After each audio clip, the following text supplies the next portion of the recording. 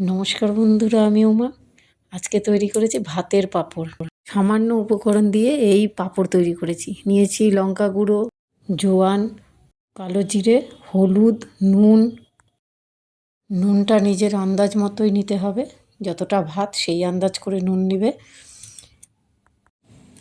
এবার সব উপকরণগুলো মিশিয়ে ভাতটাকে ভালো করে এর মধ্যে মেখে নিতে হবে। আপনারা চাইলে মিক্সিতেও পেস্ট করে নিতে পারেন, কিন্তু আমি করিনি। হাত দিয়ে ম্যাশ করলে একটু দানা ভাব থাকে, আর ভাজার পরে এই পাঁপড়টা দানা দানা একটু ভালো লাগে। তারপর থালার মধ্যে এইরকম বড়ির আকারে দিয়ে রোদে শুকোতে দিয়েছি। বাকি ভাতটা আমি সাদা তৈরি করার জন্য লঙ্কা গুঁড়ো না দিয়ে কাঁচা লঙ্কা দিয়ে এইভাবে সাদা তৈরি করেছি। এই যে দেখুন, দু রঙের, কত ভালো লাগছে দেখতে। বাকি সব উপকরণই আমি দিয়েছি। এইভাবে রোদে শুকিয়ে নিয়ে ভেজে খেয়ে দেখুন। আমি তো রোদে শুকিয়ে কৌটো ভরে নিয়েছি, আর ভাজাও শুরু হয়ে গেছে আমার। ডাল ভাতের সাথে, চায়ের সাথে এই পাঁপড়গুলো খেতে খুব ভালো লাগে।